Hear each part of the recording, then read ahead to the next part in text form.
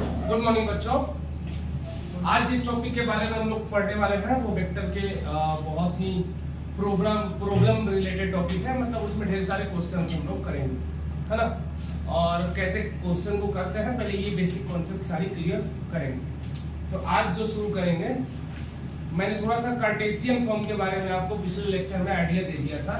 तो वेक्टर का Cartesian form होता क्या है, उसको लिखते कैसे हैं, कार्टेशियन फॉर्म का एडिशन कैसे करते हैं, ये सारी चीजें आज हम पढ़ने वाले हैं। क्लियर है? तो आज हम लोग पढ़ने वाले हैं Cartesian form.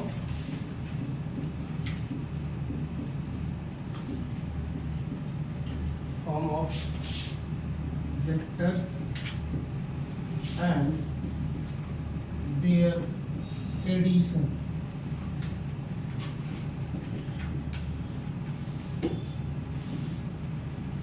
Cartesian form of vector and their addition. Clear है? आज हम कार्टेशियन फॉर्म के बारे में पढ़ने वाले हैं। क्लियर है बच्चे? देखिए, कार्टेशियन फॉर्म के बारे में मैंने थोड़ा आइडिया आपको दिया था कि जैसे कोई वेक्टर है, अगर आपके पास कोई सा भी वेक्टर है, जैसे मान लो आपने वेक्टर लिखा वेक्टर ए और यहाँ पे लिखा आपने ट्रायंगल रूल से वेक्टर बी लिखा है ना।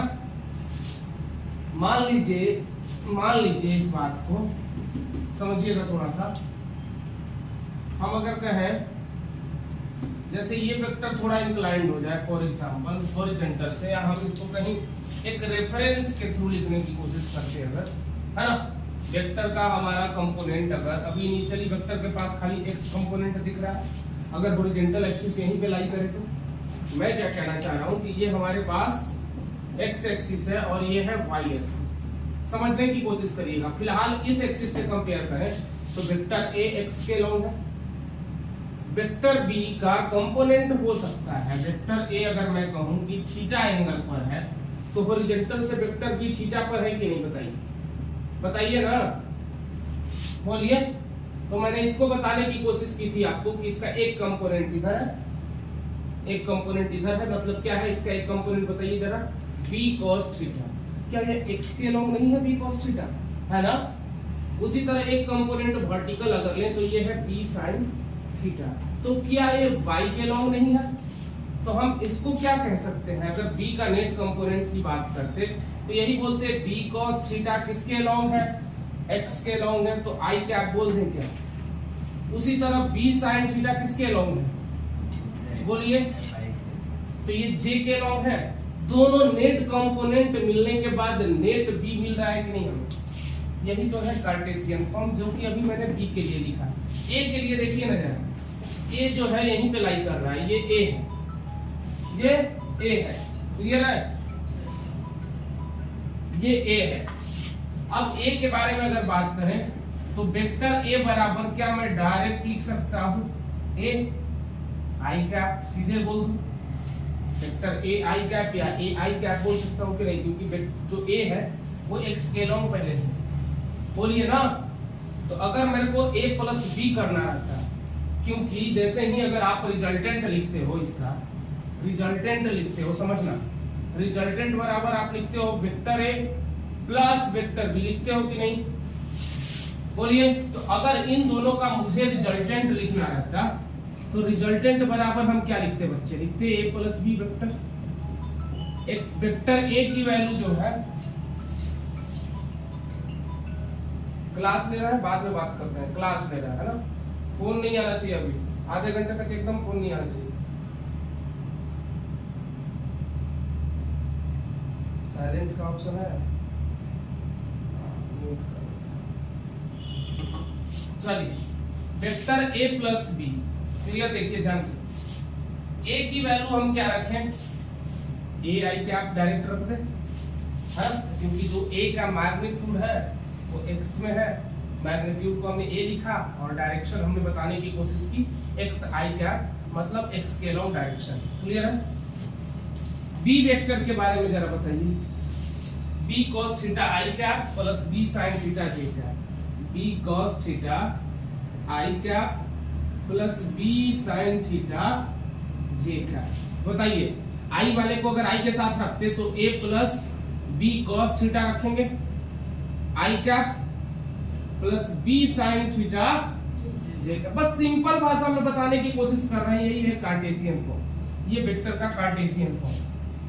मतलब अब समझिए, बस ये समझा रहे हैं, समझिएगा। इसको आप चाहे तो लिख भी सकते हैं क्योंकि ऐसे बड़ा लेंथी हो जाता है देखने में।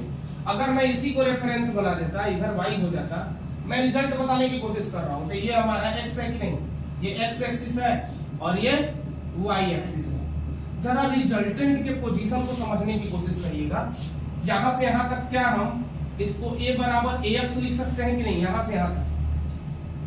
अच्छा, कि b वाला जो वेक्टर है यहां से यहां तक, इस वाले कंपोनेंट को क्या हम bx लिख सकते हैं क्या? बोलिए ना, समझिएगा। यहां से यहां तक जो रिजल्टेंट है, रिजल्टेंट को छोड़ दीजिए, गोली मार दीजिए रिजल्टेंट। क्या a का कोई y कंपोनेंट है?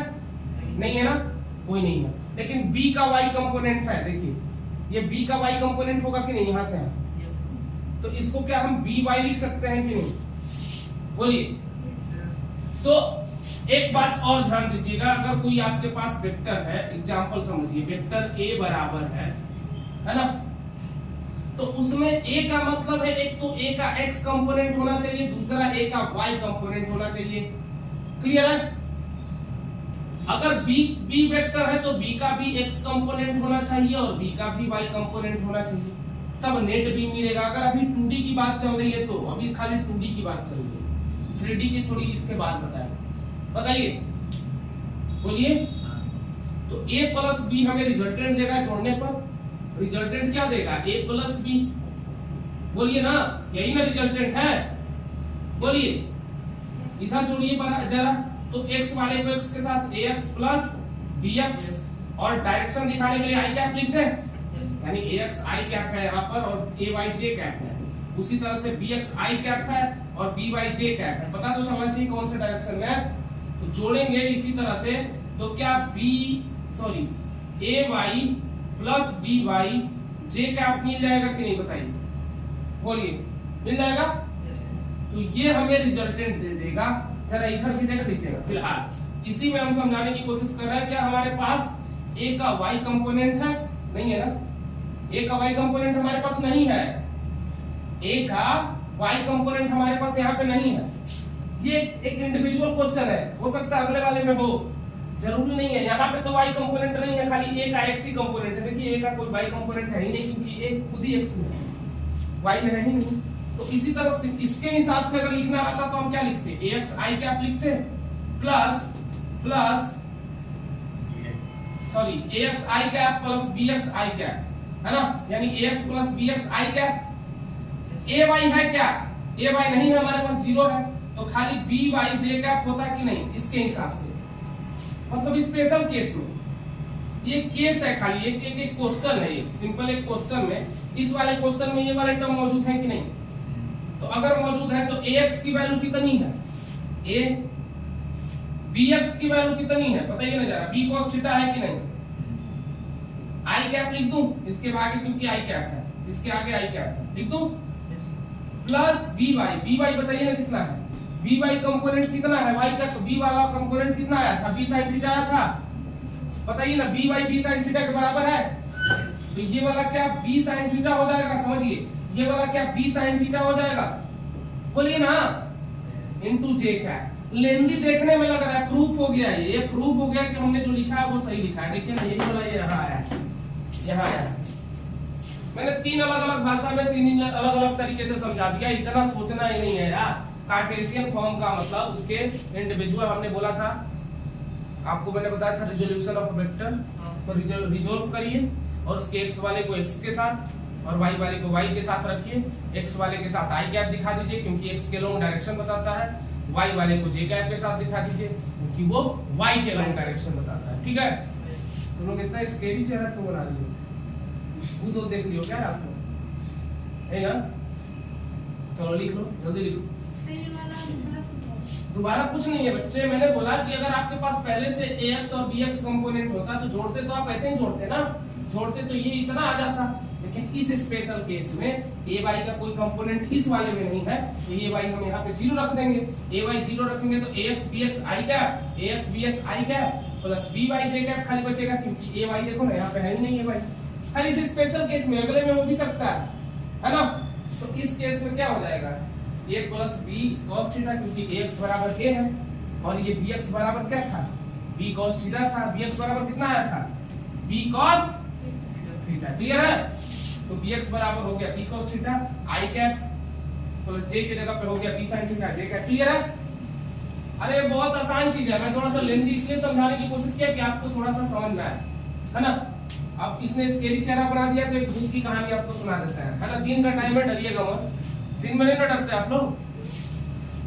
मैं जैसे अपने जिला में जब पढ़ता था रूम लेके, तो भभुआ में ही एक जगह है, भभुआ जगह है, जिला है हमारा, तो वहाँ पे जगह है। उस समय हमारे टाइम में 350 का रूम मिला था। अब जाओ ना कहीं पे भी, किसी भी जिला में, किसी भी जिला में तुम जाओ 350 का रूम नहीं मिलेगा। हमको 350 में रूम मिला था, तो हम इतना सस्ता मिला था, पहले ये सोच के अचंभित थे, है ना। पहले अकेले हम रहते थे, कोई पार्टनर नहीं था, बाद में हम बुलाए, उसका एक स्टोरी है। तो आप लोगों को डर लगता है तो मत सुनिएगा, और नहीं लगता है तो सुनिए, है ना। तो हुआ ये, तुम लोग पहले लिखी लो, पहले लिख लो, हो गया सबका, देख लो। नहीं पॉज क्यों करोगे, कहानी कैसे सुनाएंगे पॉज करोगे। वीडियो वालों को भी तो पता चलना चाहिए सर कहानी आती है। जल्दी करो, हो गया।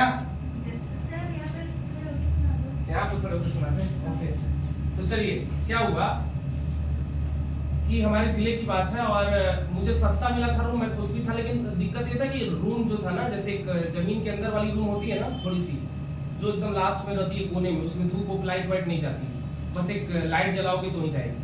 हम सोचे थे कोई दिक्कत नहीं, हमें पढ़ने से मतलब है, हम उसके अंदर पढ़ा करेंगे, और बालकनी उलकनी है ही, उनका बालकनी था, लेकिन उन्होंने बोल रखा था कि आप चाहो तो यूज कर सकते हो।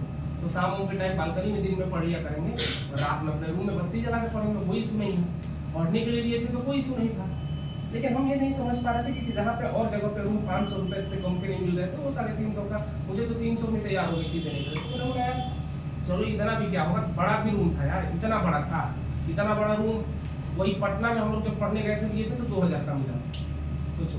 तो 350 में मिला था, तो खुश भी थे अंदर अंदर हम लोग, कहे कि चलो कोई इशू नहीं है। हम अकेले थे पहले, और बोले कि चलो यार, पैसे की थोड़ी किल्लत थी घर में, वो भी, लेकिन 350 देने में भी घर वालों को दिक्कत होती थी, क्योंकि उस समय सच में पैसे की बहुत किल्लत थी। तो अब बताते हैं क्या हुआ कि जैसे ही हम लोग मतलब रात में इनिशियली मुझे नोटिस हुआ कि मैं पढ़ता था, मेरी आदत थी लेट नाइट पढ़ने की, आपको मैं बता नहीं चुका हूँ। मैं कभी कभी 2 बजे, 2:30 बजे, 3 बजे तक पढ़ता हूँ। और आपको भी पता है कि 2:30-3 का टाइम आजकल भूतों का नया ट्रेंड है। पहले लोग कहते थे 12 बजे भूत आता है, लेकिन जब से भूतों को पता चला कि लोग 12-1 बजे तक जगने लगे हैं, तो वो लोग अपना टाइम बदल दिए।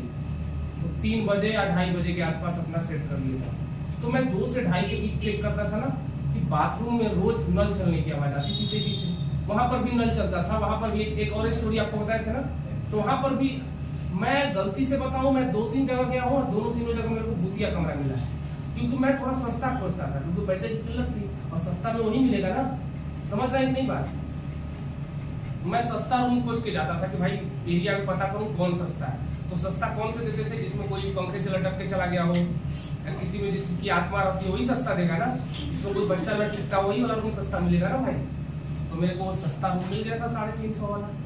मैं भैया 350 के रूम में मस्त खुश था। 3-4 दिन पढ़ भी चुका था, 3-4 दिन मैंने ध्यान नहीं दिया बाथरूम के बारे में। मैंने सोचा अरे कोई इशू नहीं है यार, कोई होगा भाई, क्या रात में कॉमन बाथरूम थे वो भी।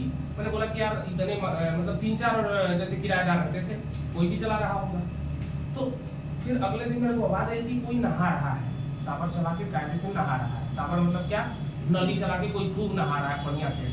आहट भी आ रही है, तो आहट आ रही है तो पायल की भी आवाज आ रही है। मेरे को लगा कि यार कोई लेडीज होगी भाई, उसको नहाने की जल्दी होगी। लेकिन ऊपर से दिक्कत ये थी कि बीच का मौसम चल रहा था, वही सितंबर अक्टूबर वाला। अक्टूबर में हल्की हल्की ठंडी आ जाती है। इतनी ठंडी में कौन नहाएगा यार 2 बजे। 1-2 दिन डाउट मैंने कहा हो सकता है यार, किसी का दिन में टाइम न मिलता और रात में नहाता हूँ, है ना। मैंने नोटिस नहीं किया। फिर ये सिलसिला चलता रहा। तो और जो किराएदार रहते थे, मैं भूधर्रा में जमीन के नीचे वाले रूम में मैं अकेला रहता था, और सब फर्स्ट फ्लोर पे रहते थे। लेकिन उन सालों को ये बात पता थी, उन लोगों ने मुझे कभी बताया नहीं कि तू भाई नीचे रूम क्यों ले लिया। हाँ, उन लोगों ने पूछा कि अच्छा भाई तू नीचे वाले में आया हो, तो बताते भी थे एक दूसरे से कि देखो ना ये नीचे वाला जो अंधेरा वाला कमरा है उसमें आया है। अच्छा, तुम उसमें ऐसे ऐसे रिएक्शन देते थे। मुझे लगा यार छोड़ो, इन लोगों को लगता होगा कि अंधेरे कमरा में कैसे रहता होगा, इसलिए सोच रहे होंगे। मैं ज़्यादा ध्यान नहीं देता था, लेकिन स्टोरी यही नहीं खत्म हुई, ये सिलसिला चला। मैंने फिर इसका जिक्र एक ऊपर एक रहते थे, हमारे एज के ही थे थोड़े, उनके लड़के थे, वो पढ़ते थे, उनसे किया। तो बोले भाई देख, मैं तेरे से झूठ नहीं बोलूँगा, तेरे को मकान मालिक ने क्या बोला है मुझे नहीं पता, लेकिन इसमें एक लेडीज रहती है जो नीचे तू रहता है ना, तो पता नहीं तेरे बाथरूम में ना, मतलब हम लोगों ने कई बार ऑब्जर्व किया है कि इस बाथरूम से एक लेडीज की आवाज़ आती रहती है, कभी तो कभी वो गाना गा के नहाती है। मैंने बोला हाँ भाई, कल कुछ गुनगुना भी रही थी और उसकी पाइप की भी आवाज़ आ रही थी। अब वो बोला तो भाई मेरी फट गई। मैंने बोला अब तो भाई मैं मतलब भाई कितने भी तुम अपने को ना वो बनो। मैं सच बताऊं, हमारे यहाँ पिताजी हर्षुग्राम धाम के पुजारी है, बिहार में एक मंदिर है, और हम लोग को थोड़ा सा शुरू से ही ना इतना वो कर दिया गया कि भाई भूत प्रेत तुम लोगों को नहीं छुएगा, हम कहा भी कुछ नहीं करेगा हमारा। फिर भी हम थोड़ा हिम्मत मान रहे थे, लेकिन जब उसने ऐसी बात बताई ना क्यों नहाती है और गाना भी गाती है, तब मैंने बोला कि भैया बाथरूम से सटा मेरा रूम है, कभी उसका मूड खराब हो गया और फिर मेरे को दबोच दी है ना। तो भूत है ना, इंसान रहे तो थोड़ा आदमी चलो कहेगा कि चलो कोई बात नहीं, लेकिन भूत है ना। अब मेरी हालत खराब टाइट हो गई, मैं हिम्मत बांध रहा हूँ अंदर से, क्या मैं हर्षुग्राम धाम के पुजारी हूँ, मेरे को कुछ नहीं करेगा। घर में मेरे पूजा पाठ होता है, मैंने आपको बता रखा है। मैं मन ही मन सोच रहा हूँ मेरा कुछ नहीं होगा। घर वालों को मैं स्टोरी ये सब नहीं बताता था, घर वाले कहते हैं अबे जान है तो जहान है। मैं घर वालों को ना अपनी प्रॉब्लम कभी नहीं बताता था। मैं पढ़ाई के बाद उनको शेयर किया कभी कभी कि मुझे पढ़ाई के टाइम में ये प्रॉब्लम हुआ है, कभी पैसे की किल्लत हुई है। पढ़ाई के पीरियड में मैंने उनको अपनी ज़्यादा प्रॉब्लम कभी नहीं शेयर की, बाद में की जब मेरा पढ़ाई कंप्लीट हो गया तब कि मेरे को यहाँ पे किसी ने मेरा बिजली काट दिया तो मेरे को पढ़ने में दिक्कत हो गई, तो किसी रिलेटिव ने मेरे को ऐसे परेशान किया। ये सब बात मैं पढ़ाई के दौरान इसलिए नहीं कहता था क्योंकि वो भी चाहते थे कि भाई हमारी इतनी पूंजी तो है नहीं, ऊपर से मैं बड़े बड़े सपने देखता था IIT के, तो वो भी सोचते थे कि यार हो सकता है कि मतलब जब मैं मेरे को ये लगता था कि मैं घर में बताऊंगा पापा को पता चलेगा तो पापा बहुत एक मशक्कत से एक तो पैसे दे रहा है, पता चलेगा कि भाई तू घर ही आ जा, चल पंडिताई कर ले, समझ रहे हो ना। तो इस वजह से मैं नहीं बताता था उनको कि कहीं कह देंगे कि आगे तेरे को डर लग रहा है ना, घर आ जा, है ना, यहाँ चल तू बाबा में पूजा करा, वहाँ और डर नहीं लगेगा तेरे। तो मैं इस चक्कर में उनको प्रॉब्लम शेयर नहीं करता था। हुआ यूँ कि मैंने बोला कि मैं हिम्मत बांध लिया, अगले दिन मैं बोला कि कोई बात नहीं, अभी बात नहीं बताऊंगा, मैं आज हिम्मत बांध के देखता हूँ, है ना।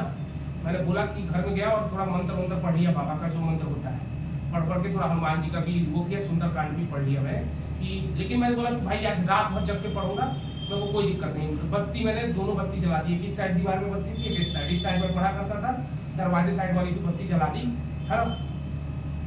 तो क्या हुआ कि जैसे ही मैं बता रहा हूँ, अचानक से मैं आपको बता रहा हूँ, पढ़ते पढ़ते नहीं होता है कि कभी जैसे 1-2 बजता है तो आप ऐसे हल्के से सूत जाते हो टेबल पे, तो मैं हल्का सा सूत गया मेरे को।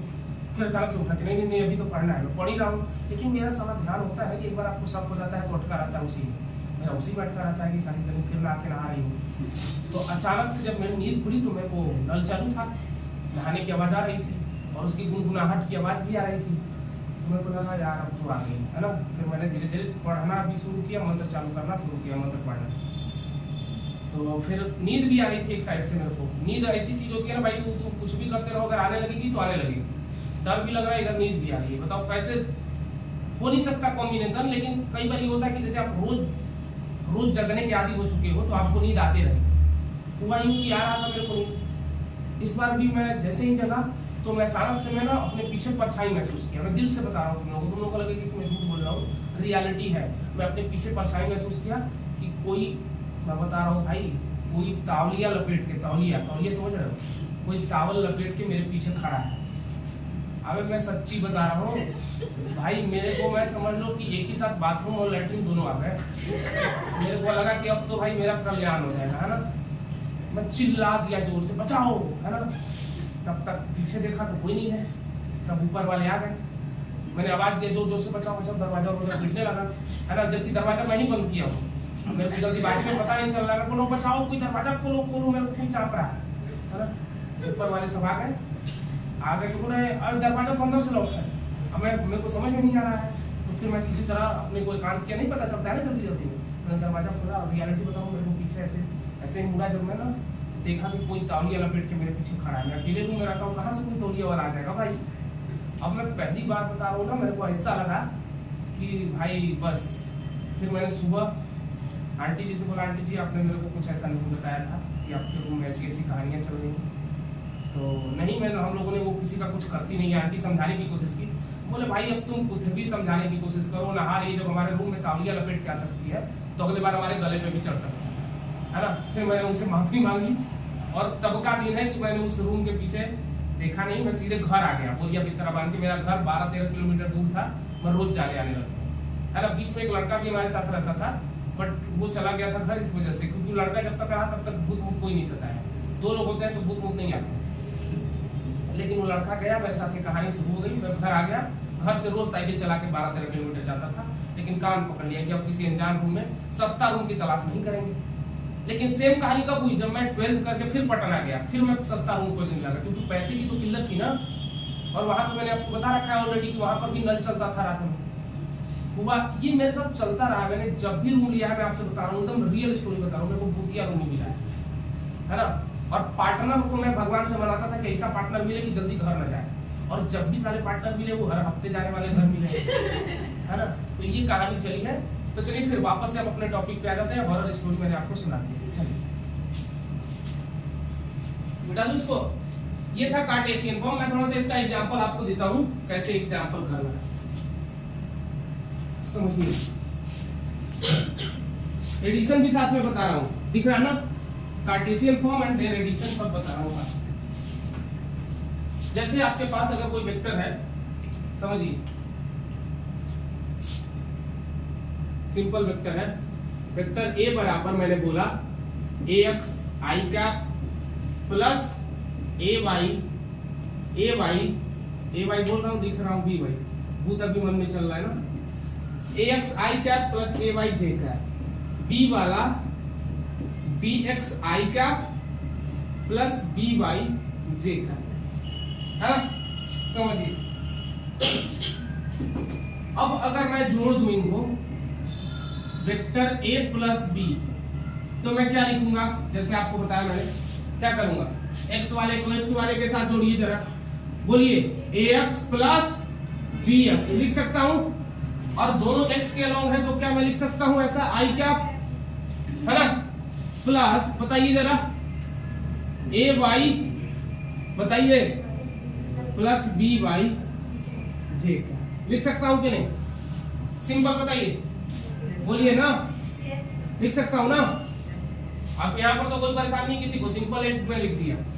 अब मान लीजिए मेरे को बोला जाए कि भाई रिजल्टेंट का मैग्नीट्यूड और डायरेक्शन दोनों बताओ, कैसे करेंगे थोड़ा समझ लो। जैसे आप इस पे एक एग्जांपल देख लीजिए।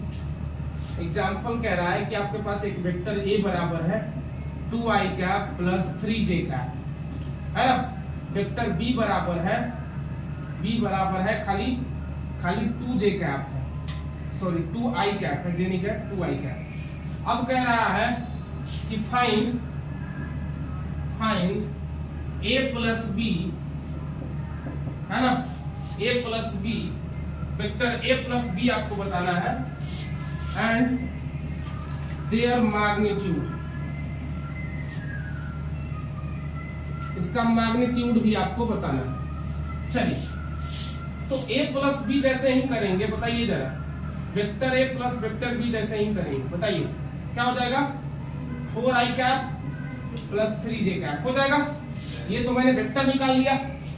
अब इसका मैग्नीट्यूड किसी भी वेक्टर का निकालना, मैंने बताया था कि सीधे इस वेक्टर को मोड में डाल दो। कहां डाल दो, आपको बहुत अच्छे से भी पता है कि जब मोड में डालोगे तो हो जाएगा 4 का स्क्वायर प्लस 3 का स्क्वायर। क्यों होगा, क्योंकि वेक्टर a जो है पूरा x के लॉन्ग है, पूरा वेक्टर a का मैंने जो रिजल्टेंट निकाला 4 जो है वो पूरा i के लॉन्ग है कि नहीं, मतलब x के लॉन्ग है, और जो पूरा 3 है वो किसके लॉन्ग है, y के लॉन्ग है, बोलिए। तो इन दोनों के बीच में 90 डिग्री एंगल है। अब अगर आप दो वेक्टर का रिजल्टेंट लेते हो अगर 90 डिग्री पे, तो मैंने बताया था root under a square plus b square आता है, क्योंकि 2ab cos theta, cos 90 zero हो जाता है, इसलिए 2ab cos थीटा पूरा जीरो। तो रूट में खाली इसका रिजल्टेंट कितना आता है, a square plus b square, इसीलिए मैंने ऐसे लिखा। क्लियर है। अब कितना आ जाएगा, 16 प्लस 9 25, 5 यूनिट, है ना। ये हो गया मैग्नीट्यूड और ये हो गया हमारा वेक्टर। रिजल्टेंट अगर आपसे डायरेक्शन का पूछ लेता तो भी आप बता देते, ये पॉजिटिव x के लॉन्ग है, ये पॉजिटिव y के लॉन्ग है, जो रिजल्टेंट जाएगा वो किधर जाएगा, 45 डिग्री नॉर्थ ऑफ ईस्ट, है ना, या ईस्ट ऑफ नॉर्थ बोलिए, क्योंकि दोनों एंगल बराबर है। क्लियर है, समस्या तो नहीं है। तो ये बेसिक कार्टेशियन फॉर्म है। अगर ये 2D में मैंने लिखा, 3D में देख लीजिए 3D में कैसे लिखेंगे, बता दूं, जल्दी जल्दी ध्यान से देखिए।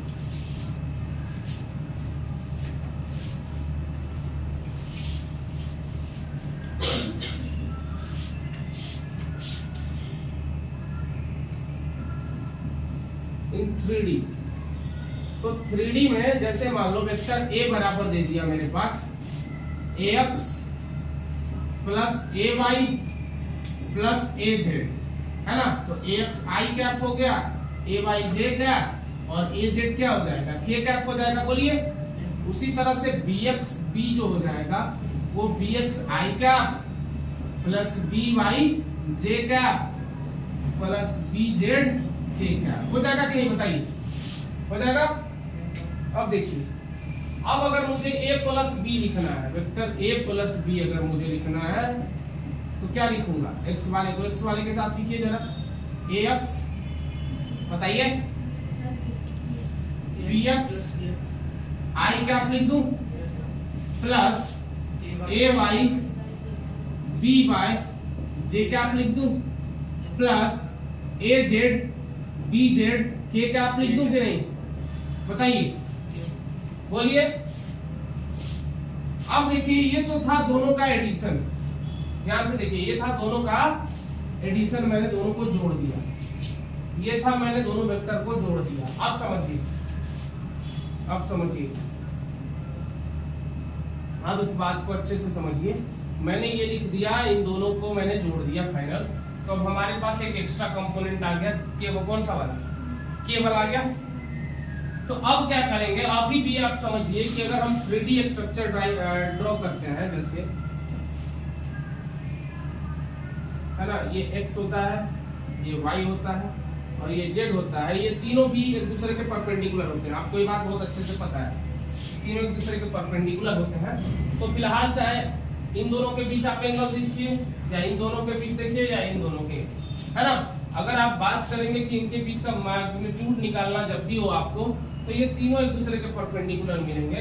यानी कि अगर इसका भी अगर कोई आपसे मैग्नीट्यूड पूछ लेता है, मैग्नीट्यूड कोई पूछ लेता है, तो आप डायरेक्ट बोल सकते हैं ax प्लस bx का होल स्क्वायर प्लस प्लस, बताइए, ay प्लस by का whole square plus plus az plus bz का होल स्क्वायर। बोलिए बच्चे, कोई समस्या, कोई परेशानी नहीं है ना।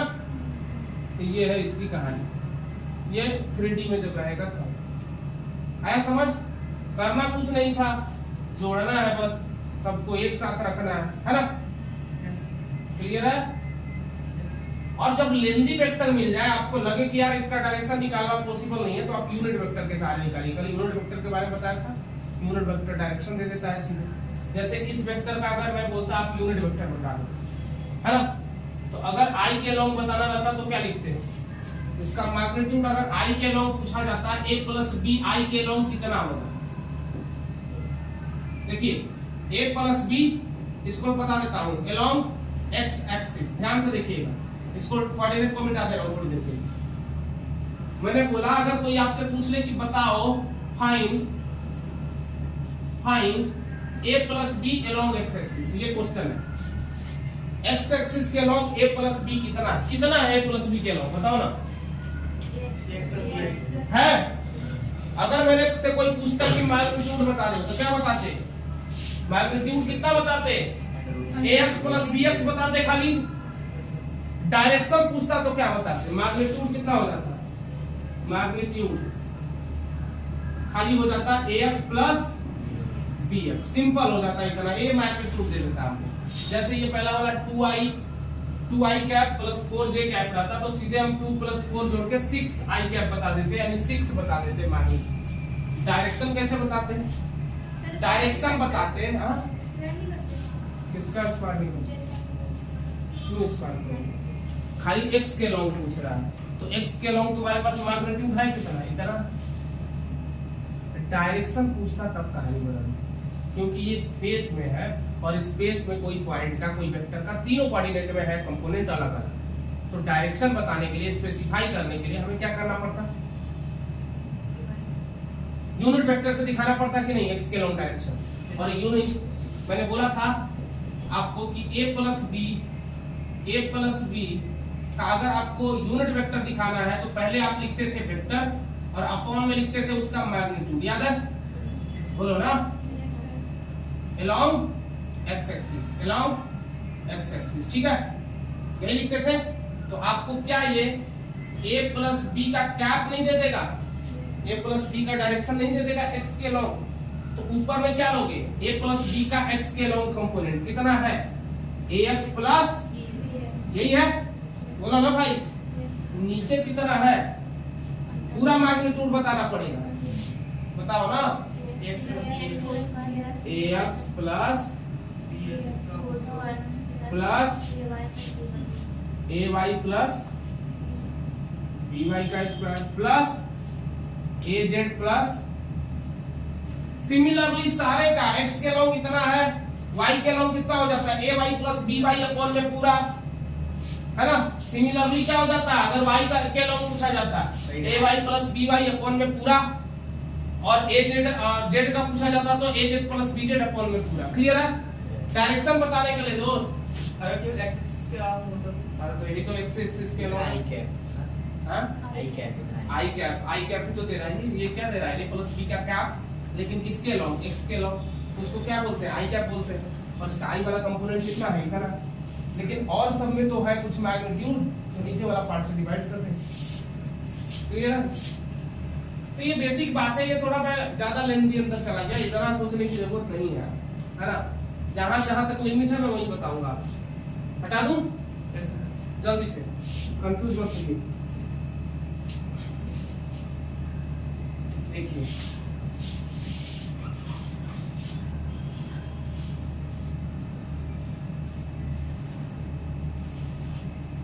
फिक्र करने की जरूरत नहीं है ना, नहीं आया मैं हूं ना, शाहरुख खान वाला नहीं, सच में मैं हूं ना यहाँ पर, तब तक आपको फिक्र करने की जरूरत, आपने मैं हूं ना देखा,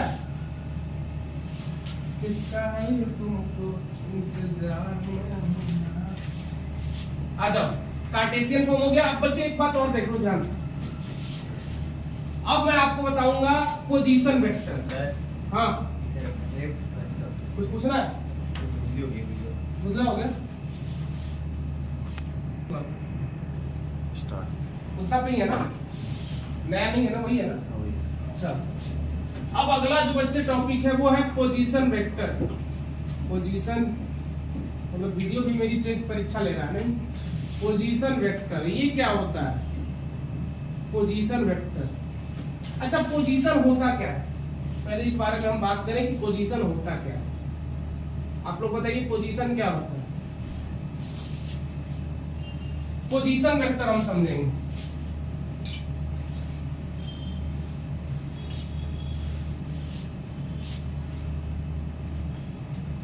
देखिए आपने केजीएफ देखा है, अरे तभी तो समझाएंगे।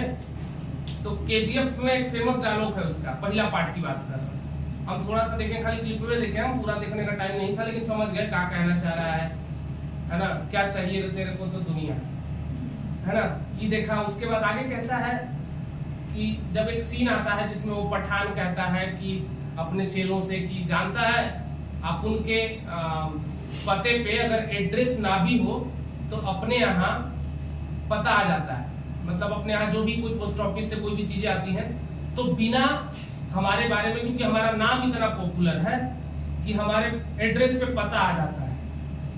तो रॉकी भाई के जानते हैं वो यूनिक भाई स्टाइल है, रॉकी भाई कहते हैं अबे सुन,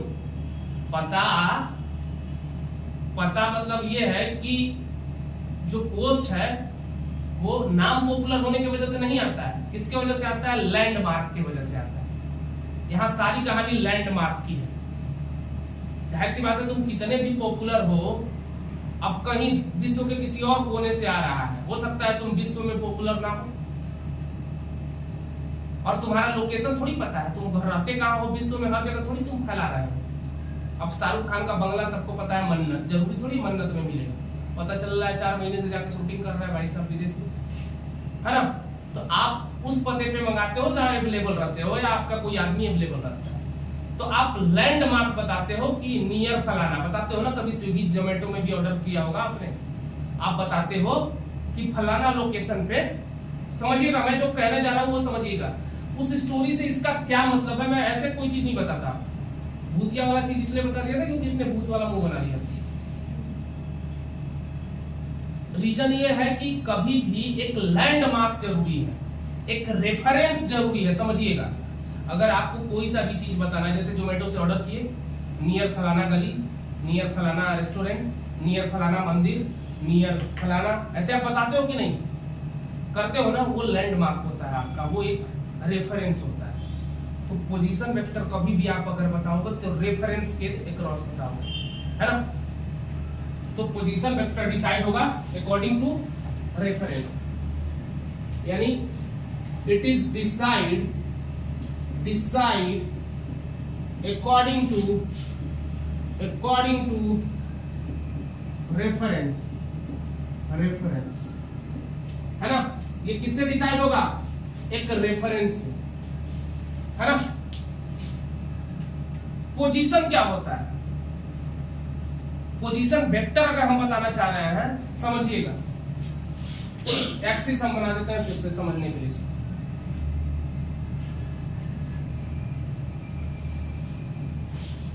बाद में रॉकी भाई कह देते हैं हालांकि कि 4-5 लोगों को मार देने से, वो उसने बोला, पठान भाई ने बोला कि कुछ लोग 4-5 लोगों को मार के अपने आप को डॉन समझते हैं। तो रॉकी भाई ने फिर बोला कि अबे तू सोच रहा है कि मैं 4-5 को मार के डॉन बना हूं, जिन 4-5 लोगों को मैंने मारा है वो डॉन ही थे, समझ रहे हो। तो ये रॉकी भाई का स्टाइल था, लेकिन हम उनके मेन पॉइंट पे पहुंचते हैं। उन्होंने कहा था लैंडमार्क की जरूरत होती है, किसी पोस्ट को पहुंचने के लिए लैंडमार्क की जरूरत होती है। उसी तरह पोजीशन वेक्टर को दिखाने के लिए एक रेफरेंस की जरूरत होगी, किसकी, और वो रेफरेंस होगा, उस रेफरेंस को हम क्या कहेंगे, उस रेफरेंस को कहेंगे हम ओरिजिन। वो रेफरेंस क्या होगा, ओरिजिन। बात समझिएगा मैं कैसे रिलेट कर रहा हूं कहानी को। मैंने कहा कि अगर आपको पोजीशन वेक्टर डिसाइड करना है तो वो रेफरेंस से होगा, ओरिजिन से होगा। मतलब अगर मैं एक वेक्टर बनाऊं, इधर सॉरी एक कोऑर्डिनेट एक्सिस खींचूं, ये एक्स एक्सिस हो गया, और इसके करस्पॉन्डिंग एक बना दूं परपेंडिकुलर, ठीक इसके एक वाई बना दूं मैं, वाई एक्सिस, है ना, ये वाई एक्सिस है। तो जहां पे मान के मैं यही चलता हूं कि जहां पे दोनों एक्सिस क्या कर रहे हैं, कोइंसाइड कर रहे होंगे, वो मेरा 0 0, ये मेरा ओरिजिन रहा होगा। बताइए ना, समझिए इस बात को, इधर ध्यान से देखिए, मैंने बोला ये ओरिजिन रहा होगा। अब स्पेस में, इस स्पेस में यानी एक्स वाई प्लेन में अगर मैं कोई पॉइंट लूंगा, ऐसे समझिए, मेरे को पहुंचना है पॉइंट पी पर, मैं एक्स में पहले गया, कुछ मैंने एक्स में डिस्टेंस ट्रेवल किया, पी एक्स मान लीजिए, फिर मेरे को वाई में चलना पड़ेगा कि नहीं, कुछ मैंने डिस्टेंस ट्रेवल किया वाई में, मान लीजिए ये पॉइंट है हमारा, कुछ वाई में चला मैंने, कुछ मेरे को वाई में भी चलना पड़ा, ऐसा है ना। ये मान लीजिए पी वाई,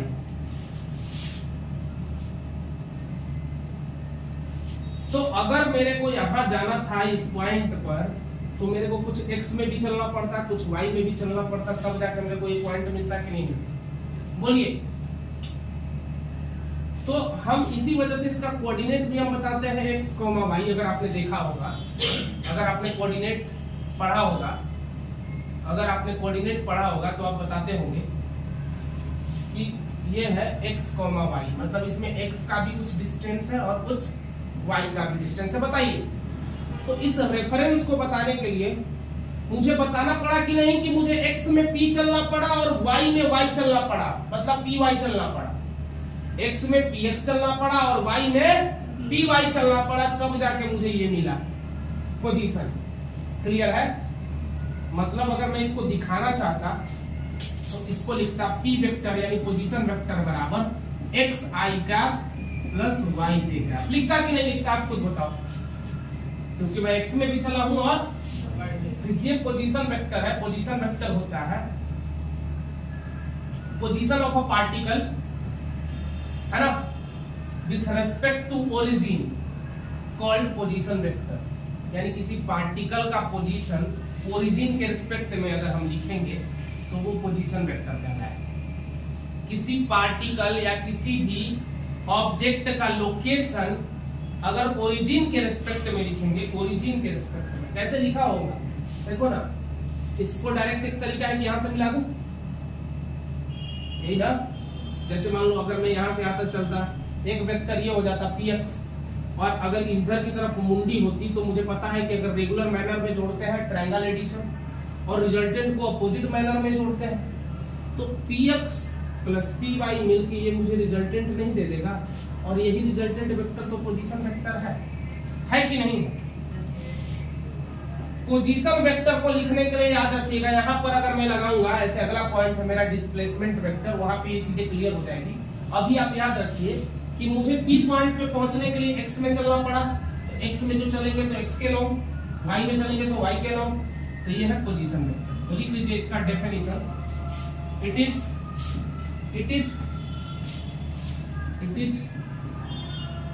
इज पोजीशन और location of a point with respect to, with, है ना, पोजीशन और location of a point with respect to origin called position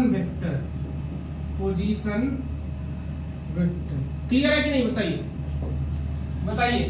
जैसे देखिए एक एग्जांपल दे रहा हूं, ये x एक्सिस है, ये y एक्सिस है, यहां पर कोई पॉइंट है q का लोकेशन है माइनस तो इसमें आ ही नहीं सकता क्योंकि सब पॉजिटिव में है, 2,4, ये है इसका लोकेशन और ये है आपका origin.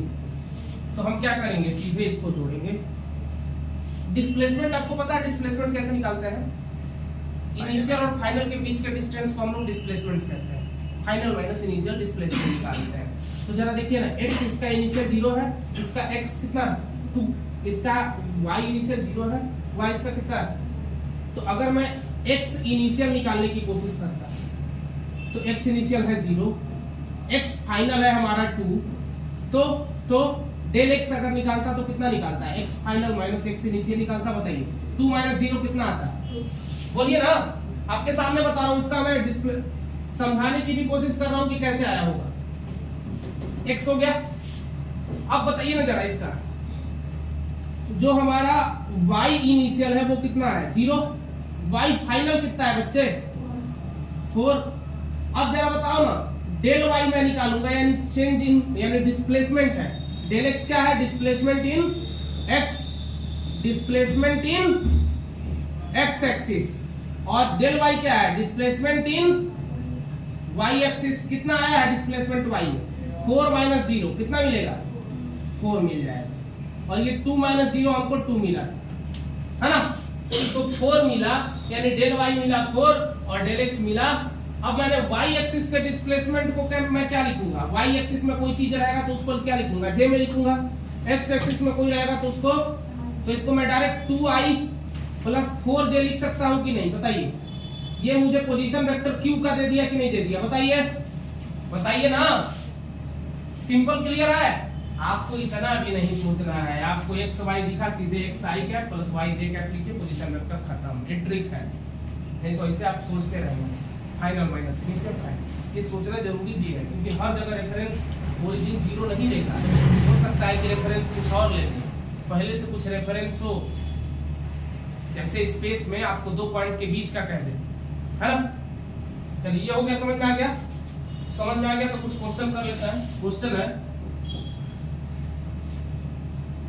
Specify position vector of P Q R S, है ना, एंड देयर मैग्नीट्यूड है ना। क्लियर है? समझिए इस बात को, कोई इशू नहीं है, समझिए इस बात को। जैसे हमने ये एक्सिस बनाया, यहाँ पर है आपका P जो है 3,4, यहाँ पर है आपका Q है बच्चे -2,4, यहाँ पर बच्चे है, यहाँ पर है P के बाद ये था Q, यहाँ पर है R का जो लोकेशन है बच्चे वो है -4 -2 ही रहने तो -2, -4 है ना। S का जो लोकेशन है वो है माइनस नहीं, मान लो इसको मैं कह दूं 4, -3। तो आपको बताना है PQRS वेक्टर भी बताना है, उसका मैग्नीट्यूड भी बताना है ना। क्लियर है? जल्दी लिखिए, जल्दी बताइए, 2 मिनट।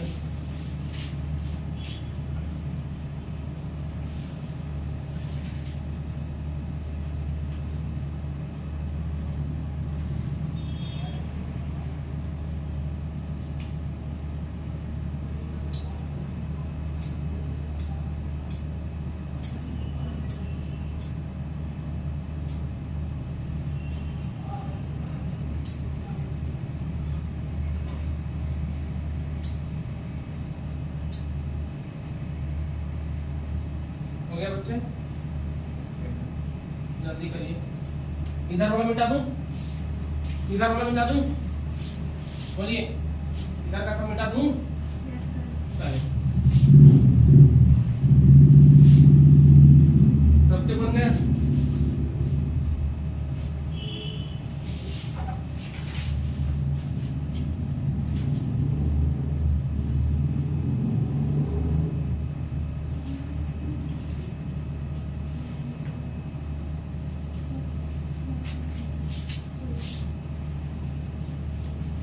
समझिएगा, ये है P, इसको ओरिजिन से जोड़िए, ये 0 0 रहा होगा, यही है हमारा P वेक्टर। अब P वेक्टर को बताने के लिए हमें क्या करना पड़ेगा, सीधे बताइए। P वेक्टर को मैं डायरेक्ट क्या लिख सकता हूँ यार, बोलो ना। 3, 0, 3 - 0 और 4 - 0, क्या मिलेगा मेरे को? 3i कैप प्लस, अगर इसका कोई मेरे से मैग्नीट्यूड पूछे तो बताओ। 3 का स्क्वायर 9, 4 का स्क्वायर √25, 5 यूज, ये मिल गया हमारा मैग्नीट्यूड। ठीक है, चलो Q वेक्टर बताओ। देखो Q वेक्टर का लोकेशन ये रहा, क्या हो जाएगा? -2i cap plus 4j cap. Clear है? अब देखो भैया, इसका Q वेक्टर का मैग्नीट्यूड निकालो, क्या आ जाएगा? 2 का स्क्वायर -2 का स्क्वायर प्लस 4 का स्क्वायर, 2 का स्क्वायर 4 और 4 का स्क्वायर 16, 16 और 4 20 है ना। 20 2√5 लिख सकते हो, है ना, यही होगा ना, 4 × 5 = 20। अब देखो Q के बाद अगर आप R वेक्टर को लिखना चाहते हो, R वेक्टर क्या लिखोगे? R वेक्टर बराबर लिखोगे -2i कैप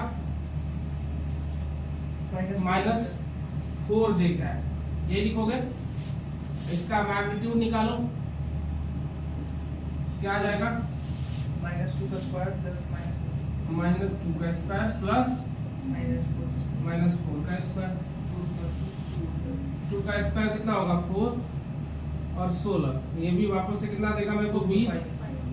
20 को आप लिखेंगे 2√5 यूनिट। क्लियर है? हाँ, डायरेक्शन अलग अलग है, समझिएगा, डायरेक्शन अलग अलग है। जैसे अब एंगल आप निकालना चाहेंगे, एंगल मैंने बता रखा है आपको, तो इसका डायरेक्शन किधर बताएंगे? अगर ये एंगल आपने मेजर करा तो नॉर्थ ऑफ ईस्ट, इसका डायरेक्शन किधर बताएंगे? अगर आपको ये वाला एंगल मिलेगा तब आप बताइएगा क्या? North of west. लेकिन अगर आपको ये डायरेक्शन मिलेगा तो वेस्ट ऑफ नॉर्थ, है ना, याद रखिएगा। इसका क्या हो जाएगा सिमिलरली? अगर ये एंगल भी आपको तो बताओ West वेस्ट ऑफ साउथ, या ए मिला तो साउथ ऑफ वेस्ट, है ना। इसी तरह से इसका अगर लोकेशन अगर आपको रिजल्टेंट निकालना है तो पहले ये निकालिए, एस बराबर क्या निकालेंगे 4i क्या -3j का है ना। एस का मैग्नीट्यूड 4 का स्क्वायर 16 और 3 का स्क्वायर 9, 25 का 5 यूनिट, है ना। इसका डायरेक्शन कैसे बताएंगे, अगर पॉजिटिव एंगल फिर से वापस से इधर वाला मिला, अगर आपको जैसे इधर से मेजर कर रहे हो तो देखो जिधर जिस डायरेक्शन में जाते हैं साउथ ऑफ ईस्ट, और इधर का डायरेक्शन अगर होता तो एंगल का डायरेक्शन, जैसे मान लो मैं ये कह रहा हूँ ये पॉजिटिव है ना, देखो इधर का एंगल जितना भी मेजर करोगे याद रखना एंटी क्लॉकवाइज पॉजिटिव एंगल लेते हैं, समझना। तो ये एंगल से अच्छा है कि उस हिसाब से ये वाला एंगल मेजर कर लो। ये वाला एंगल अगर इधर के साइड वाला अगर मेजर करोगे तो आपको डायरेक्शन क्या बताएगा, ये इधर वाला ईस्ट बोलते हैं, ईस्ट ऑफ साउथ, और अगर ये वाला कर दे तो समझ गए ना, अरे हेड होगा, हाँ वही तो बात है, मतलब इधर का तुमने मेजर किया मतलब इधर की तरफ, और इधर का मेजर किया तो इधर की तरफ। हेड उल्टा नहीं करना है ना, वही तो चक्कर है। देखो जैसे एक साइड से मेजर करोगे ना, कभी भी अगर तुम मेजर कर रहे हो तो इधर वाला क्लॉकवाइज या तो एंटी क्लॉकवाइज सबको मेजर करते जाओगे, यही है ना। यानी तो अगर ऐसे करते जाओगे तो सबको निगेटिव में मेजर करते जाओगे। तरीका यह है कि तुम ये अगर एंगल तुमने निकाल लिया, सिंपल, सब भूल जाओ, डायरेक्शन भूल जाओ। ये एंगल तुमने निकाल लिया तो क्या बताओगे, ईस्ट ऑफ साउथ, और ये निकाल लिया तो क्लियर है ना, इतना कंफ्यूज मत हो। मिटा दो आप, ये सिंपल था, सबको समझ में आया होगा, है ना। नेगेटिव होते हैं, clockwise negative, anti clockwise positive, anti clockwise positive.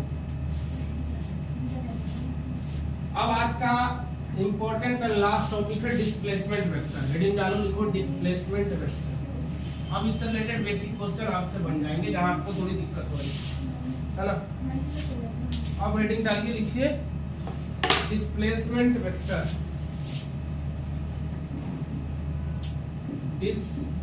Displacement vector. देखिए डिस्प्लेसमेंट के बारे में हम लोग जानते हैं, तो वेक्टर में भी ज्यादा चेंज नहीं आए।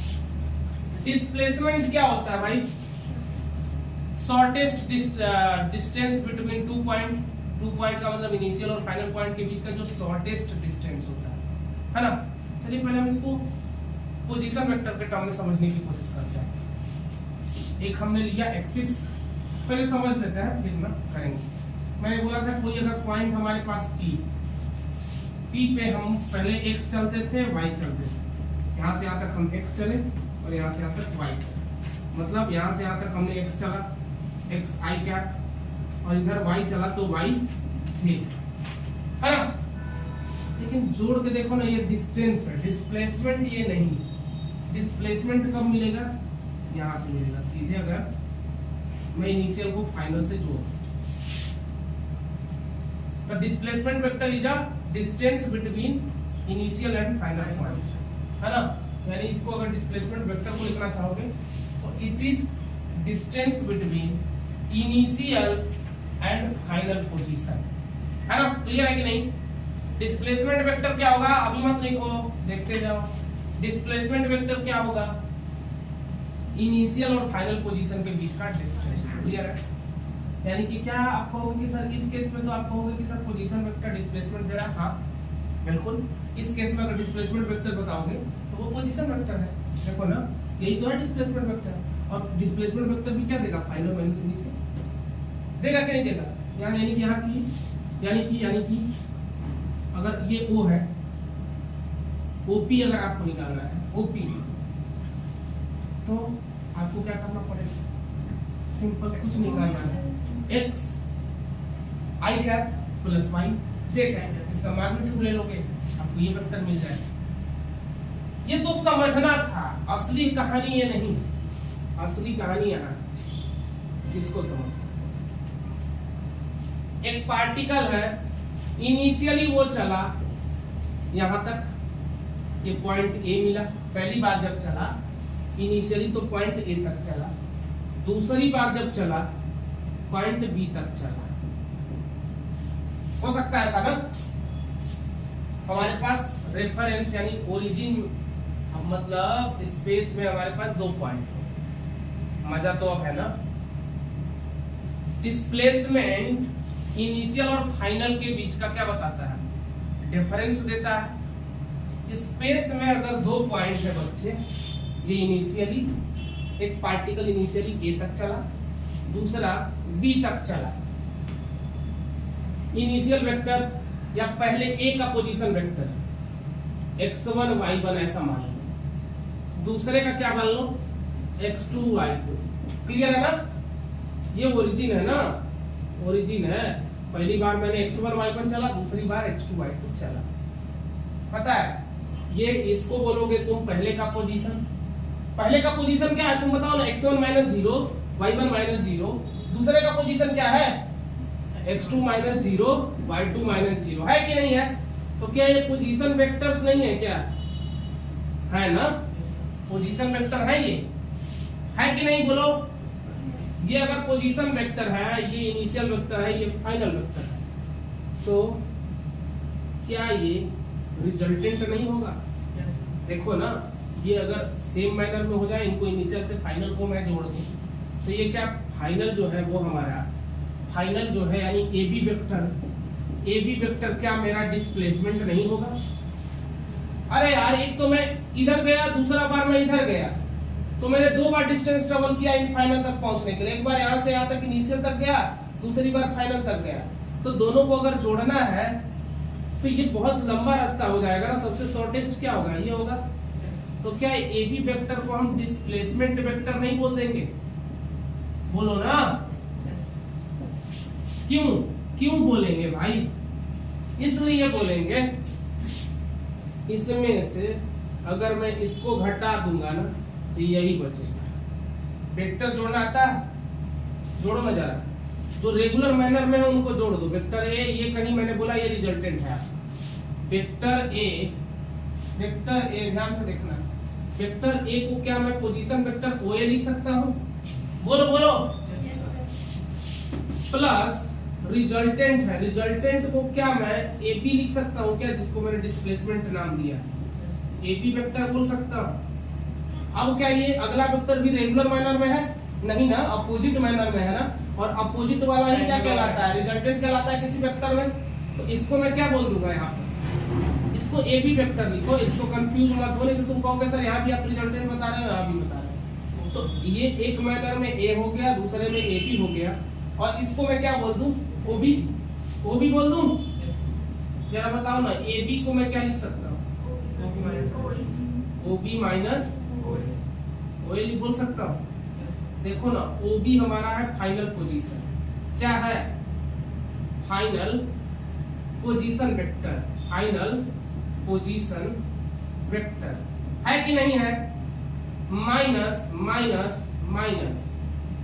यहाँ माइनस मत करो, यहाँ करो माइनस, ये वाला बताओ ना, इसको क्या बोलोगे, इनिशियल पोजीशन वेक्टर बोलोगे कि नहीं, बोलो ना, नहीं बोलोगे। और फाइनल माइनस इनिशियल होता क्या है, डिस्प्लेसमेंट नहीं होता है क्या।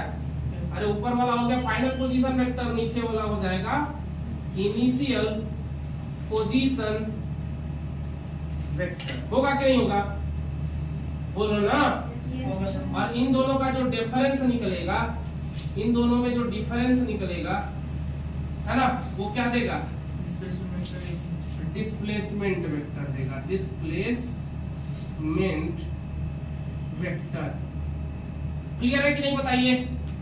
मैंने कुछ नहीं कहा, आपको खुद समझाने की कोशिश किया कि डिस्प्लेसमेंट वेक्टर यानी AB अगर लिखा है तो सबसे पहले हम इसका पोजीशन वेक्टर देखेंगे, है ना, A से B की तरफ, तो आपको OB माइनस OA। अगर मैं PQ लिखता, PQ, और सेम अगर रेफरेंस से अगर आप लिखते तो PQ में पहले क्या करते आप, OQ minus OP।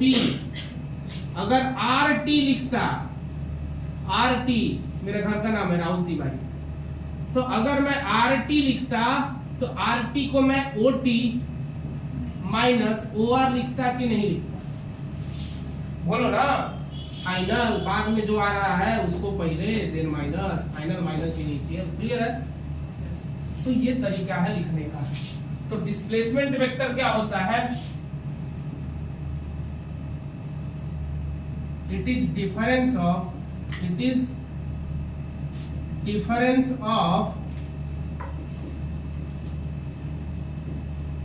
final position vector minus and लिख दो initial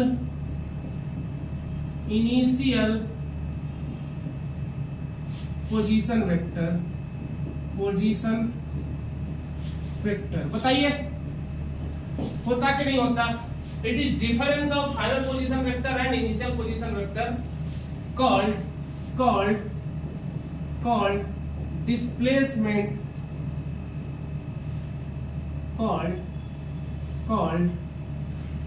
डिस्प्लेसमेंट वेक्टर। बोलिए ना, क्या देंगे कि नहीं? समझिए, इसी पे एक एग्जांपल बता देते हैं आपको। जैसे आपको बोल दिया कि आपको क्वेश्चन बोल दिया, ध्यान से देखिएगा, क्वेश्चन बोल दिया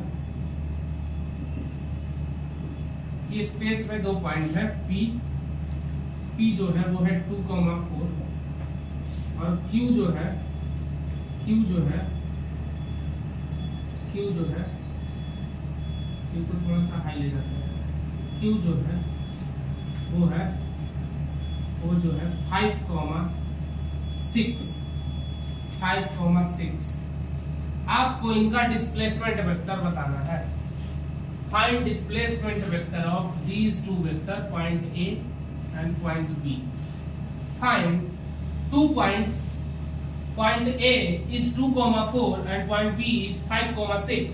Find displacement vector of these 2 points. है ना? क्या करोगे?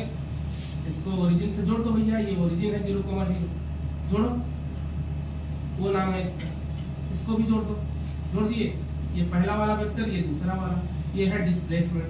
करना कुछ नहीं है, देख लो, ये ओरिजिन 0,0 दिख रहा है, हाई या माइनस सीधे इनिशियल करो, यानी A B displacement vector direct अगर आपको लिखना है तो लिखना है O B displacement vector minus O A displacement vector. O B बराबर जरा बता दो ना यार, 5 - 2 सीधे करो ना, कितना 3i cap plus 2j cap, ये दे दिया आपको सीधे A B displacement vector. Magnitude निकाल दो यार, अगर आप इसको डायरेक्शन इसका बताना चाहते हो तो वेक्टर ए बी अपॉन में मैग्नीट्यूड ऑफ ए बी करना पड़ेगा कि नहीं? क्या बताओगे? ऊपर में है 3i cap plus 2j cap और नीचे में इसका मैग्नीट्यूड लेंगे तो 3 का स्क्वायर 9 प्लस 2 का स्क्वायर 4 आ जाएगा 3i कैप अपॉन में √13 प्लस 2j कैप √13। ये हो गया इसका डायरेक्शन, यानी आपको ये दे दिया, ये पोजीशन वेक्टर का डायरेक्शन। क्लियर है? देखो, ये था R इनिशियल, ये था R फाइनल, तो ये हो जाएगा R वेक्टर, है ना? अब इस R वेक्टर का आपसे जब भी डायरेक्शन पूछेगा तो ये दे देगा R कैप, ये लिख लेना याद से और क्लियर कर लेना, ये R कैप का डायरेक्शन। ये देखो, R initial R final, R बराबर क्या लिखे आपने? R बराबर आपने लिखा R final minus R initial, यही तो लिखते हो हर बारी, तब आपको R मिलता है। तो आपको R कैप जब निकालना है, इसका डायरेक्शन निकालना है डिस्प्लेसमेंट का। क्लियर है? कोई समस्या, परेशानी, दिक्कत? यहीं से सारी डिस्प्लेसमेंट से रिलेटेड क्वेश्चन आपसे सोल्व हो जाएंगे और मेरा यकीन मानना आपको बहुत मजा आए, है ना? तो आज की कहानी यहीं पे संपन्न करते हैं बच्चों। Thank you so much, good night. सबक है ना? तो